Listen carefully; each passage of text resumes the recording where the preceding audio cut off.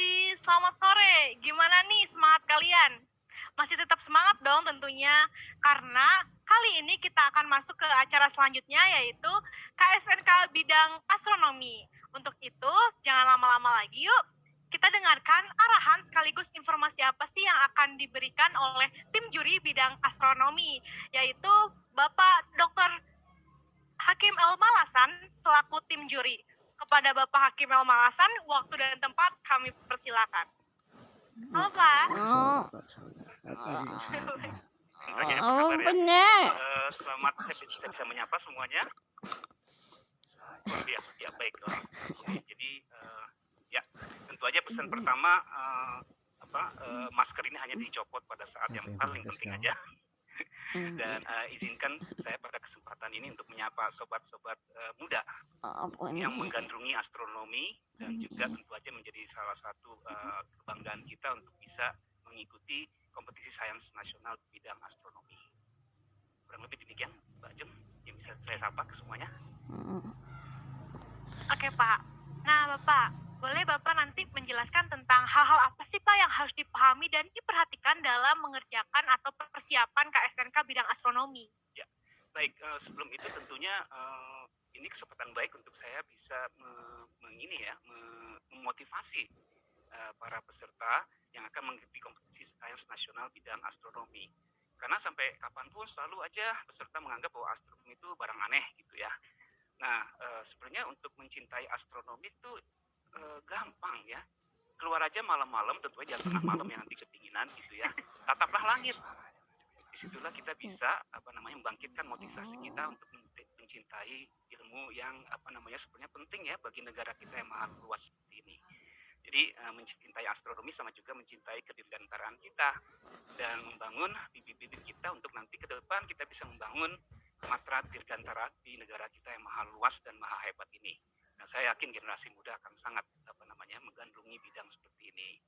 Nah, bidang astronomi bidang yang selalu animonya meningkat dari waktu ke waktu, sehingga saya optimis kompetisi sains nasional di bidang astronomi ini akan bisa menjaring begitu banyak peserta yang meminati bidang ini.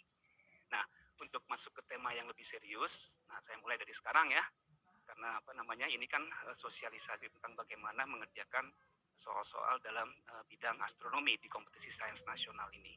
Jangan lupa masih ada kompetisi sains nasional tingkat provinsi dan nanti kulminasinya di kompetisi sains nasional yang akan berlangsung mungkin menjelang akhir tahun ini ya di Provinsi Bangka dan Belitung.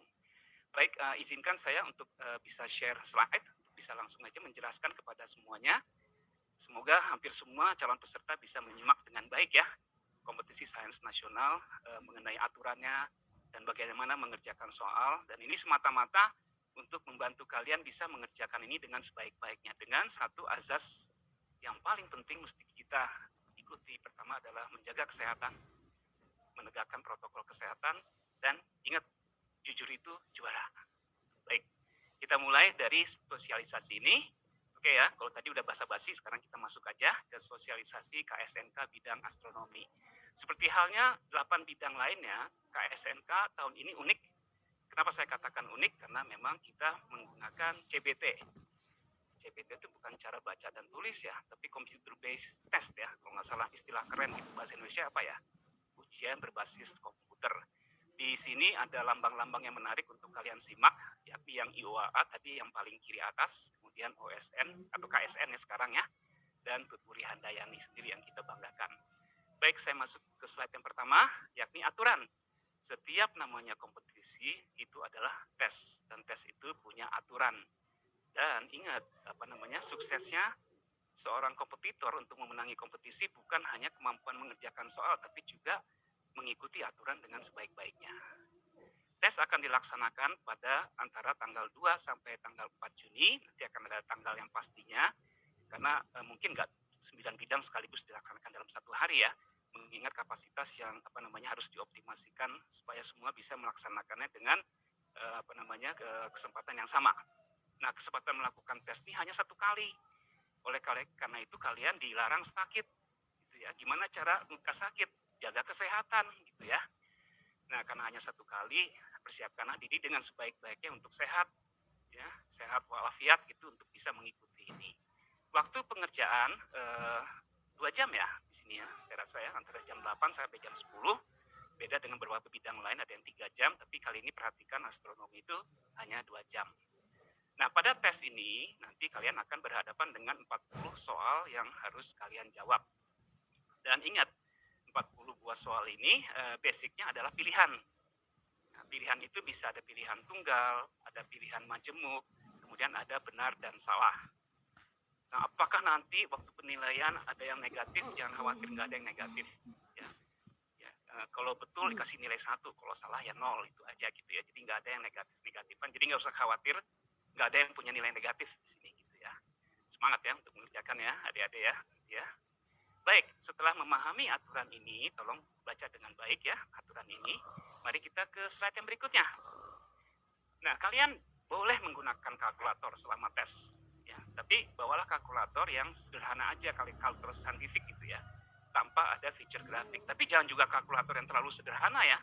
Nanti kalkulator untuk yang di pasar yang dibawa, yang cuma bisa kali bagi tambah kurang. Padahal soal astronomi itu kan ada fungsi-fungsinya seperti sinus, kosinus.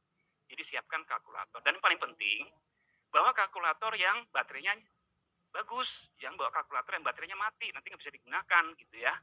Jadi ya kalkulator tuh harus bisa membantu kalian gitu ya. Begitu kan Mbak Ajeng kan ya? Iya betul.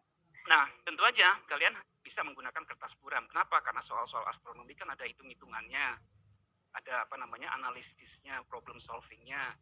Karena itu kalian bisa menggunakan kertas buram. Tapi sekali lagi di sini ada protokol soal, ada protokol ujian yang mesti ditaati. Kalian bisa bawa kertas buram masing-masing atau mungkin di sekolah disediakan kertas buram itu oleh para pengawas. Gunakanlah itu, tapi jangan kemudian maksudnya jorok gitu, habis selesai kertas buramnya disebar ke sana kemari gitu ya, atau ditinggal di meja. Kertas buram itu harus dikumpulkan lagi ke pengawas. Ini penting ya adik-adik ya, jangan sampai kertas buram itu tercecer, karena itu nanti akan jadi ukuran dalam penilaian oleh tim juri. Ya, jadi yang harus dikumpulkan kembali adalah kertas buram. Bisa diserahkan atau tinggalkan di atas meja ya, mana yang paling enak, tapi itu nggak boleh terceceran di mana-mana.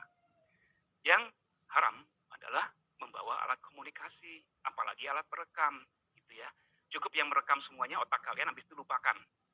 Jadi jangan direkam di atas HP, jangan di atas itu, karena dalam setiap kompetisi ataupun olimpiade yang bukan ujian nggak akan ada teguran, tapi yang ada adalah catatan dan diskualifikasi.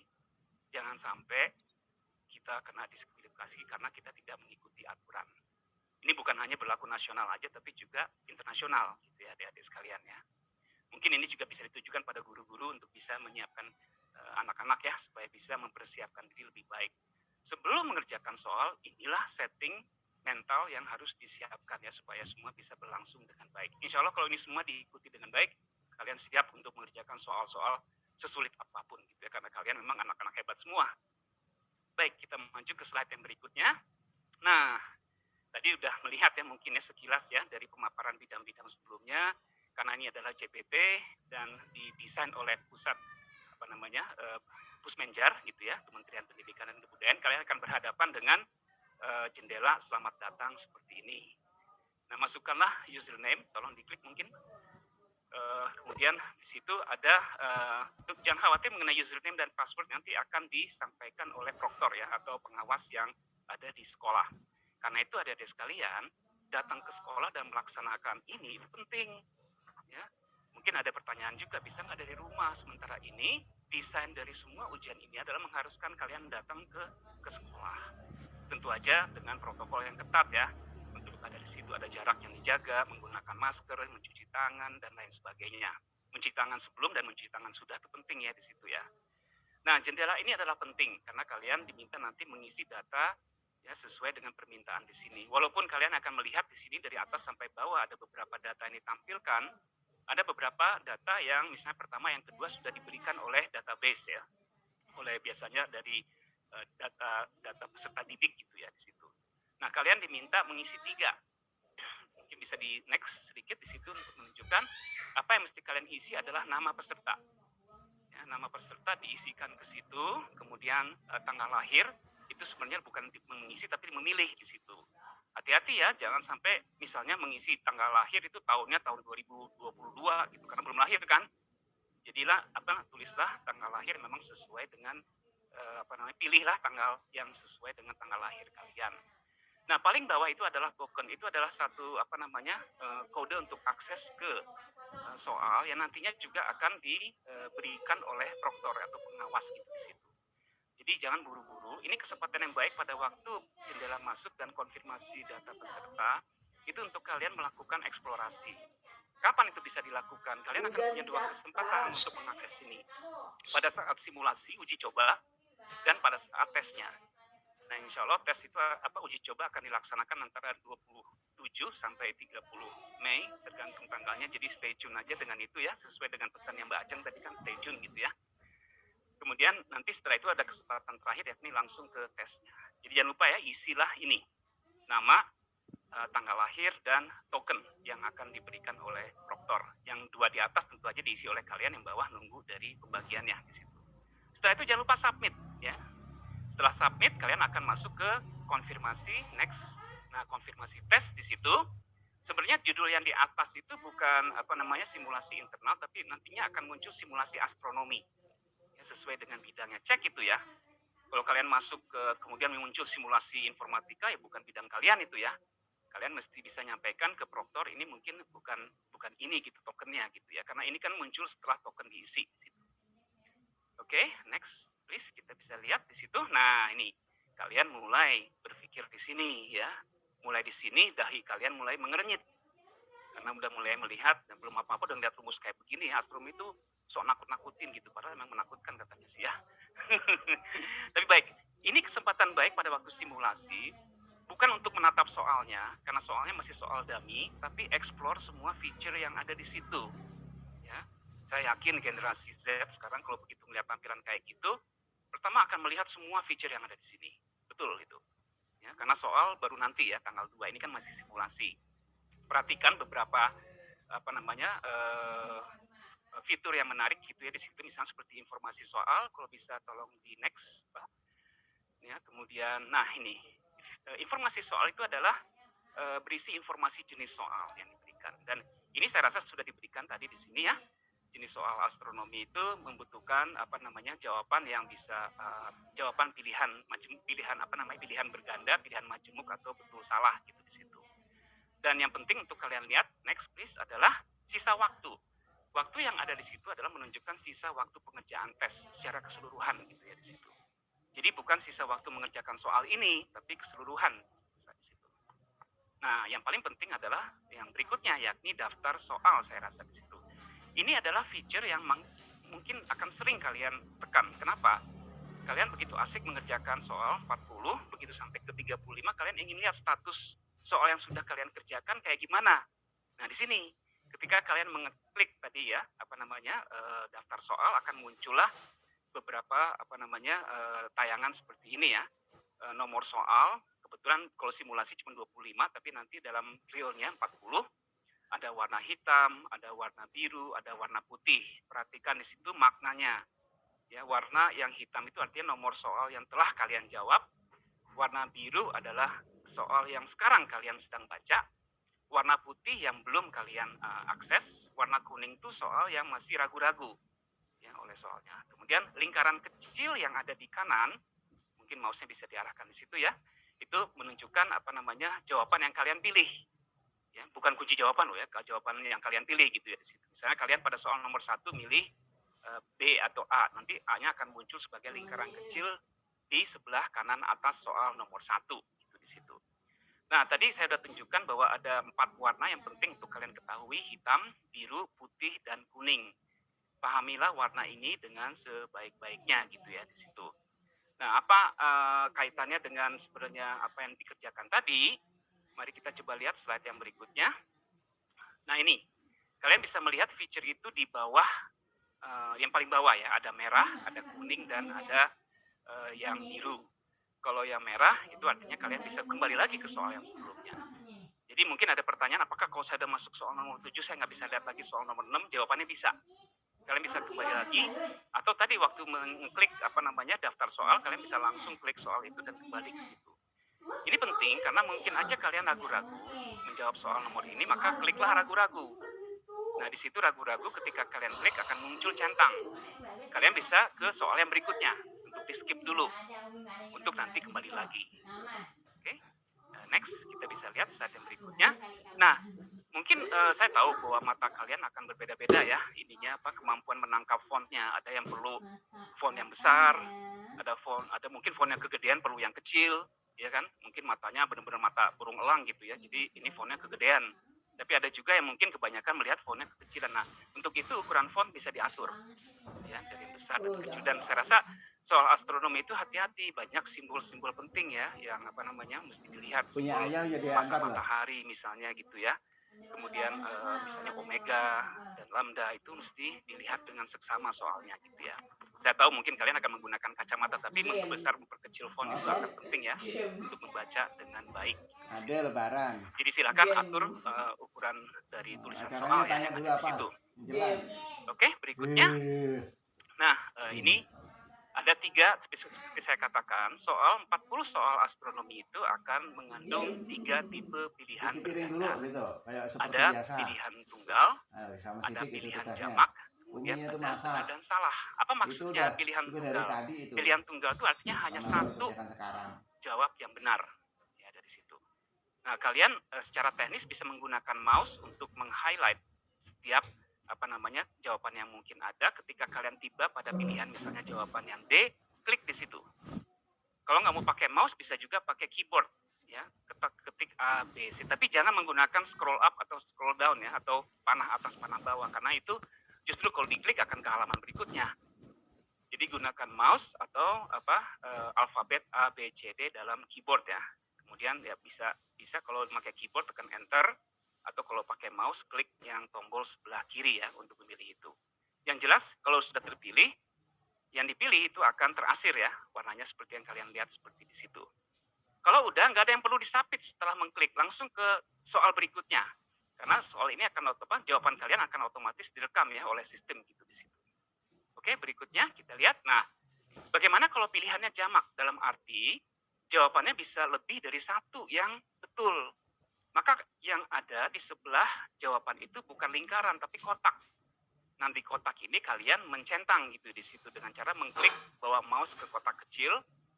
Tentu nggak bisa menggunakan keyboard A, B, C, D ya di situ ya. Oleh karena itu jadi penting sekali ya mouse itu mesti hidup ya, diperiksa nanti. Ini tips yang bagus adalah coba mengeksplor mouse, menggerakkan, kemudian mengklik supaya nanti pada waktu mengerjakan nggak ada masalah teknis yang menghambat ya seperti itu. Nah, nanti dalam soal yang memang menuntut jawaban jamak akan ditulis jawabannya mesti lebih dari satu. Kalian akan mengikuti itu atau bisa dilihat dari bahwa jawaban ini didaftarkan di list dan di sebelah kirinya itu kotak lambangnya. Itu artinya kalian mesti menjawab lebih dari satu. Bagaimana kalau saya cuma milih satu? Ya boleh juga, klik aja satu gitu ya di situ ya. Bagaimana kalau nggak ada jawaban ya nggak usah diklik, sederhana aja di situ ya. Tapi nggak ada nilai jadinya gitu di situ ya. Jadi nggak usah khawatir, nggak akan rusak gara-gara kalian nggak ngeklik ya di situ ya. Baik, next kita bisa lihat. Nah, satu lagi ada tipe soal yang benar dan salah ya.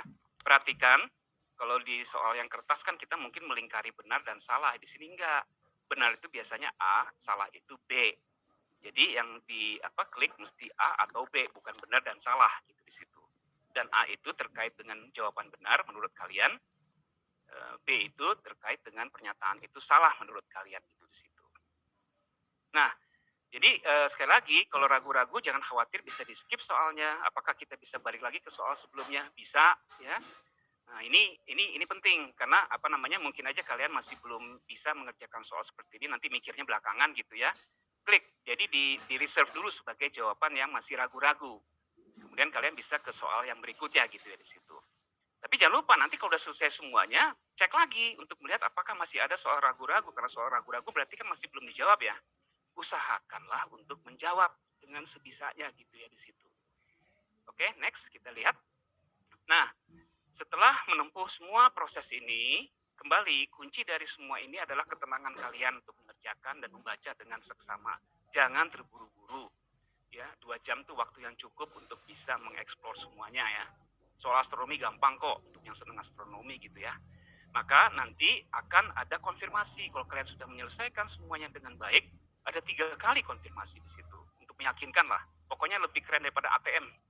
Kalau ATM kan cuma sekedar nanya, atau Microsoft kan cuma are you sure gitu ya. Kalau ini are you sure dia sampai 3 kali loh. Jadi sure gitu ya. Pokoknya mesti yakin benar. Nah ini kalau misalnya sudah ketik selesai, next, kemudian konfirmasi tes, selesai tes, atau kembali. Kalau masih juga belum yakin bisa kembali loh. Kembali nanti lihat lagi. Selama waktunya ada, selama itu juga bisa memungkinkan. Tapi kalau time up ya sudah. Jangan pengen kembali lagi, mau kembali kemana gitu kalau time up ya. Jadi ya pasrah aja, selesai gitu di situ. Oke, tapi yang paling elok adalah tentu aja mengakhiri dengan baik ya. Wrap up, kemudian selesai tes. Kalau mau kembali, bisa pilih kembali, nanti isi lagi, muter lagi ke soal yang sama, dan kembali lagi bisa menempuh proses seperti yang tadi saya jelaskan ya. Oke, kita akan hampir selesai di sini. Habis itu kalau udah selesai, kembali lagi ke halaman login, tempuhlah semua ini dengan sebaik-baiknya supaya nanti sistem menutup dengan baik. Jangan di tengah-tengah ini terus kemudian tiba-tiba di shutdown ya, dan lain sebagainya.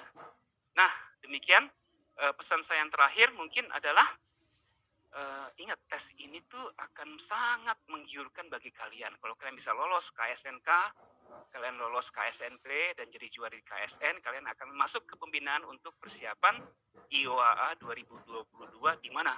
Di benua Eropa, di Ukraina. Nah, demikian mudah-mudahan bisa cukup membangkitkan motivasi menjelang IOAA yang akan datang ya. 15 IOAA di Ukraina. Mudah-mudahan nggak daring deh supaya bisa jalan-jalan ke sana.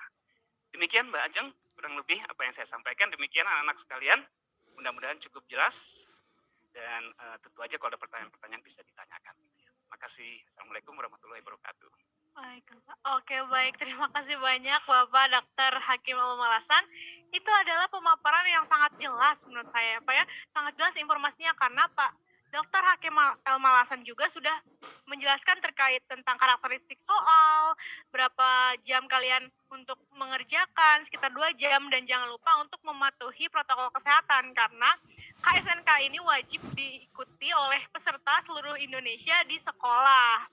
Nah, untuk sobat prestasi yang masih belum paham terkait pemaparan dari Pak Hakim tadi, bisa bertanya dan klik link di deskripsi YouTube ya. Nah, mungkin ada beberapa pertanyaan nih, Pak. Apakah ada, Kakak? Oh iya, betul. Mau saya baca. Maaf, izin, Pak. Kak, yang dilingkarkan sebelah, Ya, emang bisa kembali lagi ke bisa kembali lagi kan? Ya, saya baca. Tadi ada pertanyaan tentang lingkaran yang ada di sebelah daftar soal ya. Itu sebenarnya jawaban kalian. Jadi kalau dalam satu soal kan ada pilihan A, B, C, D, E gitu ya. Kemudian kalian pilih D, maka nanti pada daftar soal itu akan muncul nomor soal sama lingkaran kecil, itu jawaban kalian tuh apa gitu di situ, pilihan kalian gitu di situ. Ya. Ya, tadi kan ada pertanyaan apa tipe soalnya. Kalau tipe jawabannya tadi 3 macam gitu ya. Tipe soalnya apakah setipe dengan UTBK atau AKM? Tadi udah disebutkan ya, durasinya kan 2 jam gitu ya, 120 menit. Tentu soal-soal olimpiade tuh soal kompetisi sains nasional tuh soal-soal yang high order thinking gitu ya. Apa itu ya high order thinkingnya? Yang perlu kalian berpikir menganalisis soal gitu ya. Jadi bukan soal yang biasa-biasa, karena kalian bukan anak yang biasa-biasa gitu ya. Kalau anak yang biasa-biasa dikasih soal biasa-biasa, tapi kan anak-anak yang ikut ini kan anak-anak hebat semua, jadi soalnya juga mesti hebat gitu semuanya. Jadi semangat ya ngerjakan itu ya. Nah, ini pertanyaan bagus, apakah ada daftar konstanta? Karena ini sifatnya memang KSNK daftar konstanta tidak ada. Ya, jadi semua konstanta tuh ada dalam soal, nggak usah khawatir, tidak ada daftar konstanta. Jadi soalnya sudah cukup komprehensif, meliputi juga berapa besaran konstanta yang memang dituliskan dalam soal. Gitu. Oke, baik. Itulah penjelasan. Mungkin ada satu Pak pertanyaan dari saya. Apa sih mungkin sobat prestasi juga masih pengen bertanya nih Pak, kisi-kisi soal untuk bidang KSNK astronomi itu seperti apa? Apapun tentang langit lah. Apapun tentang langit gitu ya, tentang bintang gitu. Dan astronomi itu sebenarnya lebih coraknya adalah astronomi dan astrofisika. Jadi apapun yang terkait dengan hukum-hukum fisika, tentang pergerakan, evolusi, hakikat dari benda langit ya. Kemudian matematika sebagai alat analisisnya itu akan jadi bagian yang terkandung dalam setiap soal astronomi gitu ya. Ya itu, jadi emang, apa ya, kalau dikatakan kisi nggak ada kisi yang kaku gitu ya di situ ya. Tapi emang, kurang lebih seperti itu. Dan emang, hampir hampir itu sudah hampir pernah di-publish berkali-kali oleh Puspresnas, jadi kalian bisa mengacu ke kisi-kisi seperti itu, ya. Jadi, mungkin ada yang bilang apakah soalnya fisika, soalnya matematik, enggak, bukan fisika matematik ansih gitu ya, tapi fisika matematik yang memang digunakan untuk menganalisis problem astronomi, gitu di situ. Jadi apakah tapi tentu saja pengetahuan astronomi jadi penting gitu ya. Masa peserta KSNK astronomi nggak tahu jarak Jupiter ke matahari sih? Mestinya tahu kan ya, contohnya di situ. Itu kurang lebih Bajeng. Ininya kan. Mungkin ada pertanyaan lagi Pak, Ya, mungkin dia masih tadi koneksinya lost. Apakah kita diperbolehkan bawa kalkulator di ruang ujian. ujian? Boleh, boleh. Boleh Tadi juga untuk di bidang aturan ada, astronomi. boleh. Asal jangan kalkulator yang punya grafik. Jadi jangan bawa komputer ke dalam, udah ada komputer kok. Ya kan? Tapi bawalah kalkulator saintifik yang standar gitu ya, yang ada. Tapi kalkulator yang punya fungsi saintifik kayak sinus, kosinus, tangen tuh perlu dibawa seperti itu, ya. Oke. Baik, untuk sobat prestasi yang belum sudah cukup penjelasannya dan juga tidak ada pertanyaan kembali, oke mungkin waktunya cukup dicukupkan Pak. Cuman closing terakhir Pak, boleh Bapak kasih tips dan triknya untuk sobat prestasi atau motivasi dalam mengerjakan KSNK bidang astronomi ini Pak? Ya, Luar biasa Pak. Terima kasih banyak Bapak. sama-sama. Nah, sobat prestasi, mungkin aku akan sedikit memberikan closing atau rangkuman terkait dari penjelasan Pak Hakim tadi bahwa pertama kalian tetap harus menjaga protokol kesehatan karena KSNK ini diselenggarakan di sekolah. Yang kedua, tipe soal KSNK bidang astronomi sendiri ada 40 soal dan kalian harus mengerjakan selama 2 jam. Dan tipe soal tersendiri itu ada pilihan ganda yang meliputi pilihan tunggal, pilihan majemuk, benar dan salah. Jadi kalian jangan mudah terkecoh ya. Tetap harus teliti dalam membaca soal apakah kaitannya ini dengan teori ini dan juga ada pilihan majemuk. Jika tidak ada jawaban yang benar ya tidak usah diisi ya Pak ya. Betul. Nah, dan sistem penilaian sendiri tidak ada minus. Dan untuk menjawab soal, mungkin kisi-kisinya tadi yang sudah Pak Hakim jelaskan bahwa siswa hanya terkait dengan mekanika benda langit, yaitu dan fenomena astronomi, sistem bumi, bulan, bintang, dan juga galaksi mungkin ya Pak ya. Oke semuanya, jadi kalian harus tetap belajar dan semangat. Betul, sportivitas tanpa batas, jujur itu juara ya Pak ya. Baik, terima kasih banyak Bapak. Sobat prestasi, jangan lupa acara selanjutnya kita akan kedatangan pembicara dari KSNK bidang kebumian. Untuk itu, stay tune ya, jangan kemana-mana.